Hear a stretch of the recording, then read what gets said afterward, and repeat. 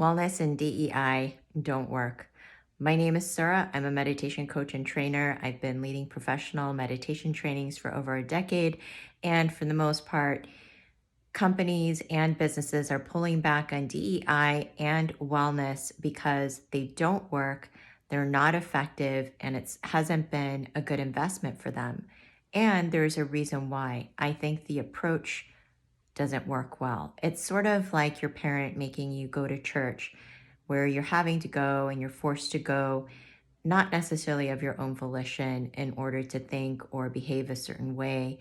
And when an employer kind of tries to implement these strategies, they just don't get the engagement and receptivity from their workers.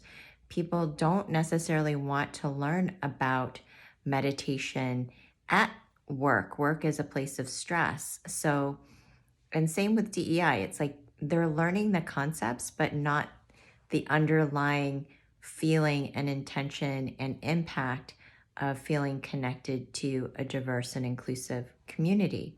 So it's really about creating an environment and a way for employees to authentically engage and be incentivized to up level their emotional, physical, and mental health. So, really, you need creative strategies. One way is to separate the wellness piece completely. So, if you hire a wellness practitioner or meditation expert, stress expert, that person is separate from the corporation and is able to create intake and to learn from the employees themselves what their stressors are and guide them outside of the workplace, independently of the workplace, so that there is, so to speak, like a Chinese wall between the wellness practitioner and the business, because that level of confidence and trust needs to be created so that employees feel safe enough to open up and be vulnerable and be taught the skills of how to complete stress cycles. And most importantly, how to navigate difficult emotions and the intricacies that are going on at the workplace that are often causing stress.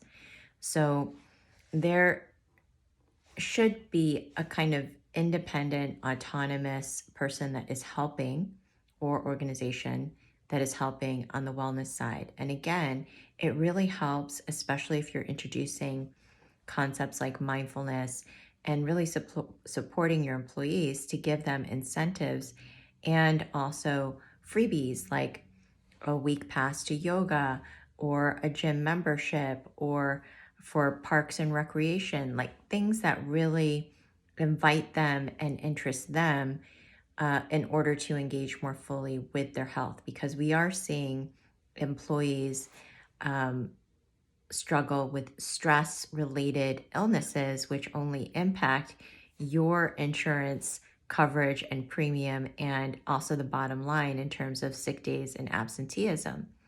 So instead of trying to push these wellness and DEI initiatives to try to get more out of your employees, you're really just gifting them and giving them the opportunity to learn on their own, in their own way, in ways that are highly engaged with actual people and not just an app. You can't just give somebody an app and expect them to become mentally and emotionally balanced from an app alone. There needs to be personal engagement, accountability, and a way to hold someone accountable to their intentions and their goals that they've set for themselves.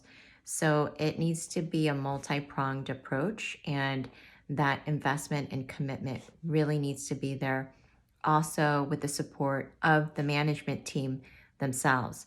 If the management team isn't engaging in these health practices, it's very difficult for employees to come on board. So these are a few tips to offer, especially in the world of DEI wellness. Hope you found it helpful.